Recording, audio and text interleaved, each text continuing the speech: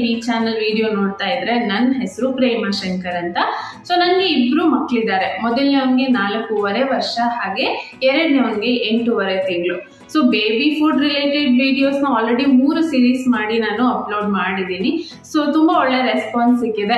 ಹಾಗೆ ಅದರಲ್ಲಿ ನನಗೆ ಮೋಸ್ಟ್ ಫ್ರೀಕ್ವೆಂಟ್ ಆಗಿ ಕೇಳಿದ ಕ್ವೆಶನ್ ಏನು ಅಂದರೆ, ನಿಮ್ಮ ಮೊದಲನೇ ಮಗನ ಫುಡ್ ರೂಟೀನು ಕೂಡ ಶೇರ್ ಮಾಡಿ ಅಂತ ಹೇಳಿ. ಸೊ ಹಾಗಾಗಿ ಇವತ್ತಿನ ಈ ವಿಡಿಯೋನಲ್ಲಿ ಅಚ್ಚುನ ಬೆಳಿಗ್ಗೆಯಿಂದ ಹಿಡಿದು ರಾತ್ರಿವರೆಗೂ ಫುಡ್ ರೂಟೀನ್ ಹೇಗಿರುತ್ತೆ ಅನ್ನೋದನ್ನ ಶೇರ್ ಮಾಡಿ ಸ್ಟಾರ್ಟ್ ಮಾಡಿ. ನಮ್ಮ ಡೇ ಬೆಳಿಗ್ಗೆ 7 ಗಂಟೆಯಿಂದ ಸ್ಟಾರ್ಟ್ ಆಗ್ತಾ ಇದೆ. ಬೆಳಿಗ್ಗೆ ತಿಂಡಿ ಏನು ಪ್ರಿಪೇರ್ ಮಾಡಬೇಕು ಅಂತ ನಿನ್ನೆ ನೈಟೇನೆ ಯೋಚನೆ ಮಾಡಿ ಇಟ್ಬಿಟ್ಟಿರ್ತೀನಿ. ಹಾಗಾಗಿ ಬೆಳಿಗ್ಗೆ ಎದ್ದಾಗ ಈಸಿಯಾಗಿ ಕೆಲಸಗಳು ಆಗ್ತಾ ಹೋಗುತ್ತೆ. ನಾನು ಎದ್ದು ಬೆಳಿಗ್ಗೆ ಅರ್ಧ ತಿಂಡಿ ರೆಡಿ ಮಾಡೋ ಅಷ್ಟರಲ್ಲಿ ಅಚ್ಚುನು ಎದ್ದೇಳ್ತಾನೆ. ಕೆಲವೊಂದ್ಸಾರಿ 7:15 ಆಗುತ್ತೆ, ಇನ್ನು ಕೆಲವೊಂದ್ಸಾರಿ 8 ಗಂಟೆ ಕೂಡ ಆಗುತ್ತೆ. ಏನು ಗೊತ್ತಾಗ್ತಿ? ಇನ್ನು ಅವನ ಡೇ ಸ್ಟಾರ್ಟ್ ಆಗೋದು ಬೆಳಿಗ್ಗೆ 1 ಲೋಟ ಬಿಸಿನೀರಿಂದ. ಮೊದಲೆಲ್ಲ ತುಂಬಾ ಕಾಡಿಸ್ತಾ ಇದ್ದ. 1 ಲೋಟ ಬಿಸಿನೀರು ಕೊಟ್ರೆ ಅದರಲ್ಲಿ ಅರ್ಧ ಲೋಟ ನೀರು ಚಲ್ಲಿ ಬಂದ್ಬಿಡ್ತಿದ್ದ. ಬಟ್ ಇವಾಗ ರೆಗ್ಯುಲರ್ ಆಗಿ ಕೊಡ್ತಾ ಇರೋದ್ರಿಂದ ಅವನಿಗೆ ಅಭ್ಯಾಸ ಆಗಿದೆ. ಸೊ ಫಸ್ಟ್ ನಾವು ಬೆಳಿಗ್ಗೆ ಎದ್ದ ತಕ್ಷಣ ಖಾಲಿ ಹೊಟ್ಟೆಯಲ್ಲಿ 1 ಲೋಟ ಬಿಸಿನೀರು ಕುಡಿಯೋದ್ರಿಂದ ನಮ್ಮ ಆರೋಗ್ಯಕ್ಕೆ ತುಂಬಾ ಒಳ್ಳೇದಲ್ವಾ. ಹಾಗಾಗಿ ಅದನ್ನ ಅವನಿಗೆ ಅಭ್ಯಾಸ ಮಾಡಿಸಿದ್ದೀನಿ. ಅದಾದ ನಂತರ ಅವನ ಬ್ರಷ್ ರೂಟೀನ್ ಸ್ಟಾರ್ಟ್ ಆಗುತ್ತೆ. ಬ್ರಷ್ ಮುಗಿಸ್ಕೊಂಡು ಬಂದ ನಂತರ ನೈಟ್ ಮಲಗುವಾಗ್ಲೇನೆ ಬಾದಾಮ್ ಮತ್ತೆ ದ್ರಾಕ್ಷಿ ನೆನೆ ಹಾಕಿರ್ತೀನಿ. ಸೊ ಅವನು ಬೆಳಿಗ್ಗೆ ಬಾದಾಮ್ ಮಾತ್ರ ತಿನ್ನೋದು, ದ್ರಾಕ್ಷಿ ತಿನ್ನೋದಿಲ್ಲ. ಆಕ್ಚುಲಿ ಮಕ್ಕಳು ವೆಯ್ಟ್ ಗೇನ್ ಆಗೋದಕ್ಕೆ ನೆನೆಸಿರೋ ಅಂತ ದ್ರಾಕ್ಷಿ ತುಂಬಾನೇ ಒಳ್ಳೇದು. ಬಟ್ ಇವನ್ಗೆ ನಾನು ಎಷ್ಟು ರೆಗ್ಯುಲರ್ ಆಗಿ ಕೊಡ್ತಾ ಬಂದ್ರು ಕೂಡ ಅದು ಹುಳಿ ಇರುತ್ತೆ, ಹಾಗೆ ಮೆತ್ತಗಾಗಿರತ್ತಲ್ವಾ, ಹಾಗಾಗಿ ತಿನ್ನೋದಿಲ್ಲ. ಸೊ ಟ್ರೈ ಮಾಡ್ತಾ ಇದ್ದೀನಿ, ನೋಡ್ಬೇಕು ಯಾವಾಗ ಅವನು ಕಂಟಿನ್ಯೂ ಆಗಿ ತಿನ್ನೋದಕ್ಕೆ ಸ್ಟಾರ್ಟ್ ಮಾಡ್ತಾನೆ ಅಂತ. ಇನ್ನು ಅವನಿಗೆ ಬಾದಾಮ್ ಸಿಪ್ಪೆ ಬಿಡಿಸೋದಂದ್ರೆ ತುಂಬಾನೇ ಇಷ್ಟ. ಸೊ ನಾವು ಬಿಚ್ಚಿ ಕೊಡೋದಕ್ಕೆ ಹೋದ್ರು ಕೂಡ ಇಸ್ಕೊಳ್ಳೋದಿಲ್ಲ. ಅವನಾಗೇನೆ ಎಲ್ಲ ಸಿಪ್ಪೆನು ಕೊಂಡು ತಿಂತಾ ಇರ್ತಾನೆ. ಮೀನ್ ವೈಲ್ ಅಚ್ಚು ಈ ರೀತಿ ಬ್ಯುಸಿ ಇದ್ದಾಗ ಚಿಕ್ಕೋನನ್ನ ನೋಡಿ ಇಲ್ಲಿ ಏನ್ ಮಾಡ್ತಾ ಇದ್ದಾನೆ ಗೊತ್ತಾ, ನನ್ನನ್ನು ಹುಡುಕ್ತಾ ಇದ್ದಾನೆ. ಎಲ್ಲಿ ನಾನು ಕಾಣ್ತೀನಿ ಅಂತ ಸುಮ್ಮನೆ ಸರ್ಚ್ ಮಾಡಿದ್ದು. ನಾನು ಕಣ್ಣ ಫಟ್ ಅಂತ ನನ್ನ ಹಿಡ್ಕೊಂಡ್ಬಿಡೋದು. ಸೊ ಈ ರೀತಿ ನಡೀತಾ ಇರುತ್ತೆ ನಮ್ಮ ಬೆಳಿಗ್ಗೆಯ ಬ್ಯುಸಿ ಮಾರ್ನಿಂಗ್ ರೂಟೀನ್. ಇನ್ನು ಅಚ್ಚುಗೆ ಇಡ್ಲಿ, ಪಡ್ಡು, ದೋಸೆ ಈ ರೀತಿ ತುಂಬಾನೇ ಇಷ್ಟ ಆಗುತ್ತೆ. ಹಾಗಾಗಿ ವಾರದಲ್ಲಿ 1-3 ಸಾರಿ ವೆರೈಟಿಗಳನ್ನ ಮಾಡ್ತಾ ಇರ್ತೀನಿ. ಹಾಗೇನೆ ಬಾದಾಮ್ ತಿಂದಾದ ನಂತರ 1 ಲೋಟ ಗಂಜಿ. ಸೊ ಬೆಳಿಗ್ಗೆ ಹರಿಬರಿನಲ್ಲಿ ಅವನಿಗೆ ಟಿಫನ್ ಮಾಡೋದಕ್ಕೆ ಆಗದೆ ಇದ್ರೂ ಪರವಾಗಿಲ್ಲ, ಈ ರೀತಿ 1 ಲೋಟ ಗಂಜಿನಂತೂ ಕುಡಿತಾನೆ. ಒಂದಿನ ರವೆ ಗಂಜಿ ಮಾಡಿದ್ರೆ ಇನ್ನೊಂದ್ ದಿನ ಜೋಳದ ನುಚ್ಚು ಗಂಜಿ ಮಾಡ್ತೀನಿ. ಸೊ ಕಂಪಲ್ಸರಿಯಾಗಿ ನಮ್ಮ ಮನೇಲಿ ಎಲ್ರು ಅದನ್ನ ಕುಡಿಯೋದ್ರಿಂದ ಅವನು ಫಸ್ಟ್ ಇಷ್ಟಪಟ್ಟು ಕುಡಿತಾನೆ. ಇವತ್ತು ಬೆಳಿಗ್ಗೆ ಟಿಫನ್ಗೆ ಇಡ್ಲಿ, ಸಾಂಬಾರ್ ಮತ್ತೆ ಚಟ್ನಿ ಮಾಡ್ತಾ ಇರೋದು. ಸೊ ಬೆಳಿಗ್ಗೆ ಏನು ಟಿಫನ್ ಮಾಡಿರ್ತೀನೋ ಅದನ್ನೇ ಅವನು ತಗೊಂಡು ಹೋಗ್ತಾನೆ. ಮತ್ತೆ ಅವನಿಗೆ ಸಪ್ರೇಟ್ ಆಗಿ ಮಾಡ್ಬೇಕು ಅನ್ನೋ ಅವಶ್ಯಕತೆ ಇಲ್ಲ. ಆದ್ರೆ ತಿಂಡಿ ಮಾಡುವಾಗ ಆದಷ್ಟು ತರಕಾರಿಗಳನ್ನ ಯೂಸ್ ಮಾಡ್ತೀನಿ. ಯಾಕೆಂದ್ರೆ ಮಕ್ಕಳಿಗೆ ಹಾಗೆ ಕೊಟ್ರೆ ತಿನ್ನೋದಿಲ್ಲ ಅಲ್ವಾ. ಈ ರೀತಿ ನಾವು ಮಾಡುವಂತ ಅಡ್ಗೆನಲ್ಲಿ ಆದಷ್ಟು ತರಕಾರಿಗಳನ್ನ ಇನ್ಕ್ಲೂಡ್ ಮಾಡಿದ್ರೆ ಸೊ ಆವಾಗ ಕಣ್ಣು ಮುಚ್ಕೊಂಡು ತಿನ್ಬಿಡ್ತಾರೆ, ಇರೋದಿಲ್ಲ. ಎಲ್ಲಾ ತರದ ನ್ಯೂಟ್ರಿಯೆಂಟ್ಸ್ ಗಳು ಕೂಡ ಮಕ್ಕಳ ಆರೋಗ್ಯಕ್ಕೆ ಬೇಕಲ್ವಾ, ಹಾಗಾಗಿ ಈ ತರ ಮಾಡ್ತೀನಿ. ಇನ್ನು ಅಚ್ಚು ತಿನ್ನೋದ್ರಲ್ಲಿ ನಂಗೆ ತುಂಬಾ ಕಾಡ್ಸೋದು ಆತರ ಎಲ್ಲ ಏನಿಲ್ಲ. ಮೊದಲಿಂದನೂ ಅಷ್ಟೇ ನೀಟಾಗಿ ನಾನು ಏನ್ ಕೊಡ್ತೀನೋ ಅದನ್ನ ತಿಂತಾ ಬರ್ತಾನೆ. ಆಕ್ಚುಲಿ ಈ ಅಭ್ಯಾಸ ಬರ್ಬೇಕು ಅಂದ್ರೆ ನಾವು ಸ್ಟಾರ್ಟಿಂಗ್ ಇಂದ ಅಂದ್ರೆ ಮಕ್ಕಳಿಗೆ ನಾವು ತಿನ್ನೋದನ್ನ ರೂಢಿ ಮಾಡಿಸೋವಾಗ್ಲೇನೆ ಕರೆಕ್ಟ್ ಆಗಿ ಎಲ್ಲದನ್ನು ಕೊಡ್ತಾ ಬಂದಾಗ ಅವರು ಎಲ್ಲಾ ತರದ ವೆರೈಟಿಗೂ ಕೂಡ ಅಭ್ಯಾಸ ಆಗ್ತಾರೆ. ಅದೇ ಬೇಕು ಇದೇ ಬೇಕು ಅಂತ ಅನ್ನೋದಿಲ್ಲ. ಇನ್ನು ಅವನು ಲಂಚ್ ಬಾಕ್ಸ್ಗೆ ಇಡ್ಲಿ ಜೊತೆ ಕ್ಯಾರೆಟ್ ಮತ್ತೆ ಆಪಲ್ ಕೂಡ ಇಡ್ತಾ ಇದ್ದೀನಿ. ಸೊ 1 ತರಕಾರಿ ಹಾಗೆ ಒಂದ್ ಸ್ವಲ್ಪ ಹಣ್ಣು, ಇನ್ನು ಮಾಡಿರೋಂತ ತಿಂಡಿನ ಇಟ್ಟು ಕಳಿಸ್ತೀನಿ. ಈ ರೀತಿ ಲಂಚ್ ಬಾಕ್ಸ್ಗೆ ನಾವು ಸ್ನಾಕ್ಸ್ ಟೈಮ್ ಅಲ್ಲಿ ಫ್ರೂಟ್ಸ್ ಅಥವಾ ವೆಜಿಟೇಬಲ್ಸ್ ತಿನ್ನೋದಕ್ಕೆ ಕಳಿಸ್ಬೇಕು. ಅದ್ರ ಬದಲು ನಮ್ಮ ಮೈಂಡ್ ಅಲ್ಲೆಲ್ಲ ಏನು ಸ್ನಾಕ್ಸ್ ಅಂದ್ರೆ ಹೊರಗಡೆ ಸಿಗುವಂತ ಕುರುಕ್ಲು ತಿಂಡಿ, ಅವುಗಳನ್ನ ಮಕ್ಳು ಕೊಟ್ಟು ಕಳಿಸಿದ್ರೆ ಅವ್ರು ಅದಕ್ಕೆ ಅಭ್ಯಾಸ ಆಗ್ಬಿಡ್ತಾರೆ. ಇನ್ನು ಫ್ರೆಂಡ್ಸ್ ಜೊತೆ ಕುತ್ಕೊಂಡು ತಿಂತಾ ಇರುವಾಗ ನಾವು ಎಷ್ಟು ಕೊಟ್ಟು ಕಳ್ಸಿರ್ತೀವೋ ಅಷ್ಟನ್ನು ಕೂಡ ಮಕ್ಳು ಇಷ್ಟಪಟ್ಟು ತಿನ್ಕೊಂಡ್ ಬರ್ತಾರೆ. ಯಾಕೆಂದ್ರೆ ನಾವೇ ಆಗಿರ್ಲಿ ಹೊರಗಡೆ ಎಲ್ಲೋ ಹೋದಾಗ ಇನ್ನು ತಿನ್ಬೇಕು ಅಂತ ಅನ್ಸುತ್ತೆ. ಮನೆಗ್ ಬಂದ್ಮೇಲೆ ಅವ್ರು ತಿಂದೇ ಇದ್ರು ಪರವಾಗಿಲ್ಲ, ಬಾಕ್ಸ್ ಅಲ್ಲಿ ಇಟ್ಟು ಕಳ್ಸಿದ್ರೆ ಡೆಫಿನೆಟ್ ಆಗಿ ಅವರು ಖಾಲಿ ಮಾಡ್ಕೊಂಡ್ ಬರ್ತಾರೆ. ಫಸ್ಟ್ 2 days ಅವ್ರು ತಿಂದೇ ಇದ್ರು ಪರವಾಗಿಲ್ಲ, ಬಟ್ 3rd day ಅವ್ರಿಗೆ ನೋ ಅದರ್ ಆಪ್ಷನ್ ಅಲ್ವಾ, ತಿಂದೇ ತಿಂತಾರೆ. ಸೊ ಹಾಗಾಗಿ ಫ್ರೂಟ್ಸ್ ಮತ್ತೆ ವೆಜಿಟೇಬಲ್ಸ್ ನ ಈ ರೀತಿ ಕೊಟ್ಟು ಕಳಿಸ್ಬೋದು ಮಕ್ಕಳಿಗೆ.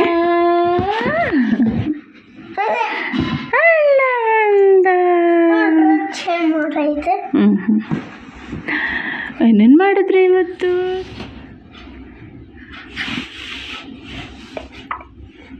ಎಲ್ಲ ಬರ್ತದೆ ಬಿಡಪ್ಪ.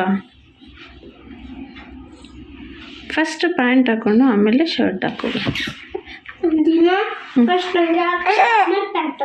ಹೌದಾ?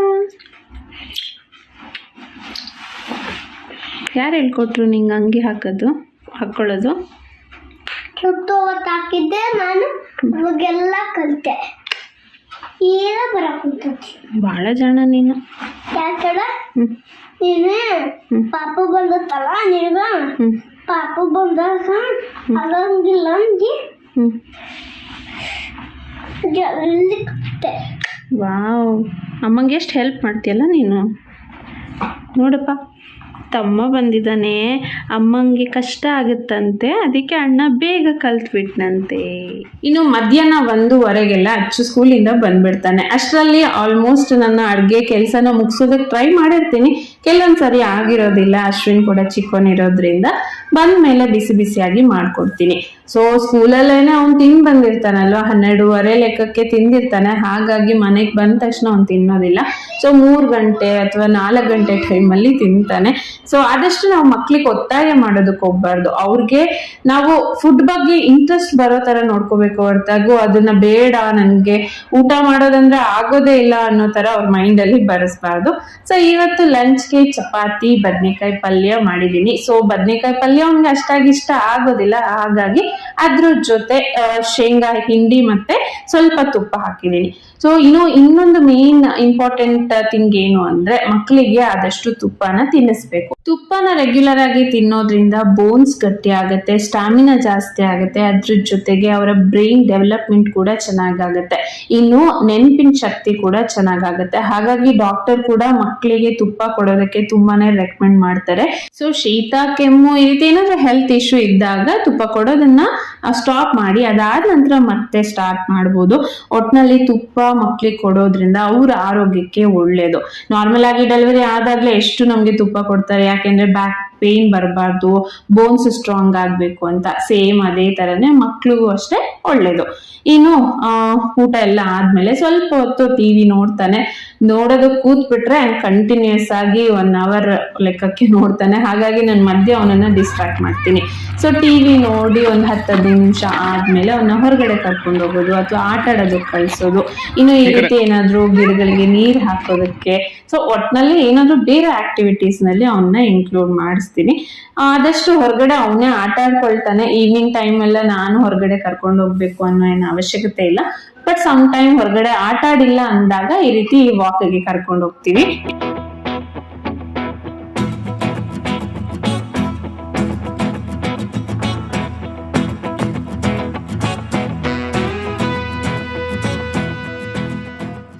ಈವ್ನಿಂಗ್ ಅವ್ನು ಆಟ ಆಡ್ಕೊಂಡ್ ಬಂದ್ಮೇಲೆ ಓದ್ಸೋದು ಕೂರ್ಸೋದ್ಕಿಂತ ಮುಂಚೆ 1 ಲೋಟ ಹಾಲ್ ಜೊತೆ ಫ್ರೂಟ್ಸ್ ಮನೇಲಿ ಯಾವ್ದಿರುತ್ತೋ ಆ ಫ್ರೂಟ್ ನ ಕೊಡ್ತೀನಿ.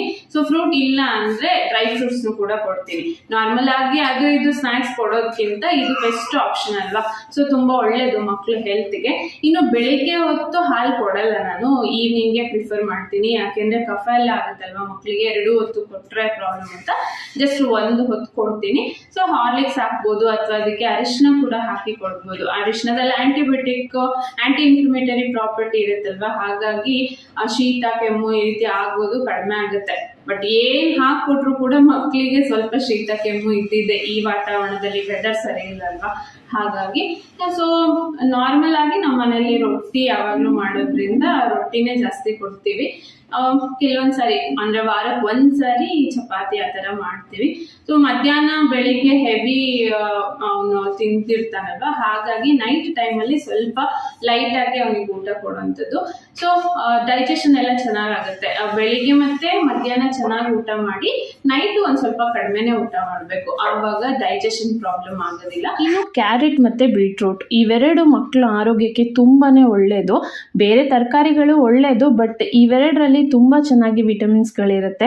ಸೊ ಕ್ಯಾರೆಟನ್ನು ನಾವು ರೆಗ್ಯುಲರ್ ಆಗಿ ಮಕ್ಕಳಿಗೆ ಕೊಡೋದ್ರಿಂದ ಕಣ್ಣಿಂದ ಏನೇ ಪ್ರಾಬ್ಲಮ್ ಇದ್ರೂ ಕೂಡ ಬೇಗ ಕ್ಯೂರ್ ಆಗುತ್ತೆ. ಹಾಗೆ ಬೀಟ್ರೂಟನ್ನು ರೆಗ್ಯುಲರ್ ಆಗಿ ಕೊಡೋದ್ರಿಂದ ಮಕ್ಕಳಿಗೆ ಬ್ಲಡ್ ಇಂಪ್ರೂವ್ಮೆಂಟ್ ಚೆನ್ನಾಗಾಗುತ್ತೆ, ಡೈಜೆಷನ್ ಪ್ರಾಬ್ಲಮ್ ಆಗೋದಿಲ್ಲ. ಹಾಗೇನೆ ಇದರಲ್ಲಿ vitamin vitamin A, B, C ಹಾಗೆ ಇ ಇವೆಲ್ಲ ಇರೋದ್ರಿಂದ ಆಲ್ಮೋಸ್ಟ್ ಎಲ್ಲ ತರದ ವಿಟಮಿನ್ಸ್ಗಳು ಕೂಡ ಮಕ್ಕಳಿಗೆ ಸಿಗುತ್ತೆ. ಇನ್ನು ಇದರಿಂದ ಮಕ್ಕಳಲ್ಲಿ ಇಮ್ಯುನಿಟಿ ಪವರ್ ಕೂಡ ಜಾಸ್ತಿ ಆಗುತ್ತೆ.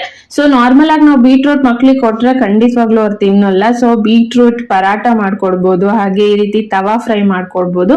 ಸೊ ಇವತ್ತು ನಾನು ತವಾ ಫ್ರೈ ಹೇಗ್ ಮಾಡೋದು ಅಂತ ತೋರಿಸ್ಕೊಡ್ತೀನಿ. ಸೊ ಬೀಟ್ರೂಟ್ ಅನ್ನ ನೀಟಾಗಿ ಅದ್ರ ಸಿಪ್ಪೆ ತೆಗೆದು ಸ್ಲೈಸ್ ಆಗಿ ಕಟ್ ಮಾಡ್ಕೋಬೇಕು. ಸ್ವಲ್ಪ ದಪ್ಪ ಇದ್ರೆ ಚೆನ್ನಾಗಿರುತ್ತೆ ತಿನ್ನೋದಕ್ಕೆ.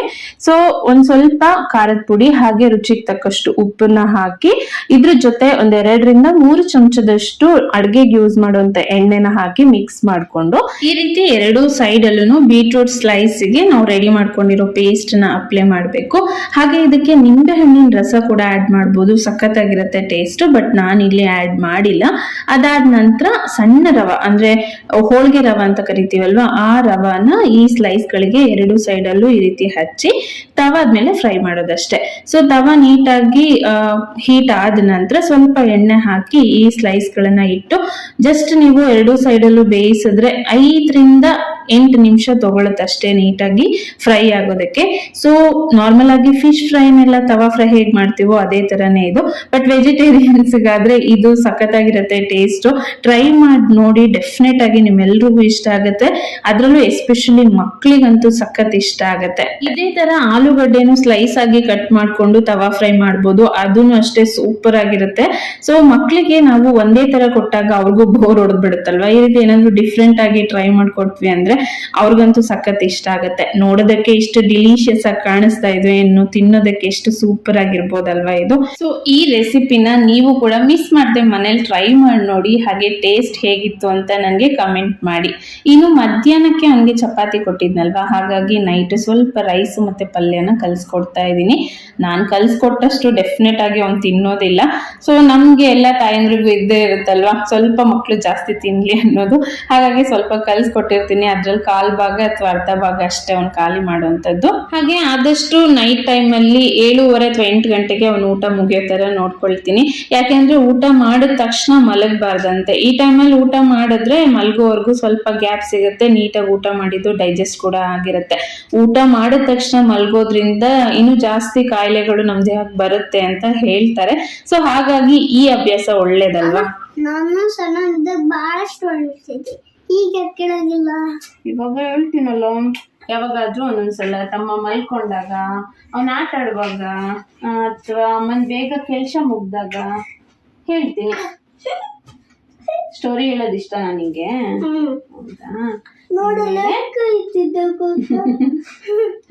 ಚಿಚಿ ಗೋಬ ಗೋಬ ಗೋಬ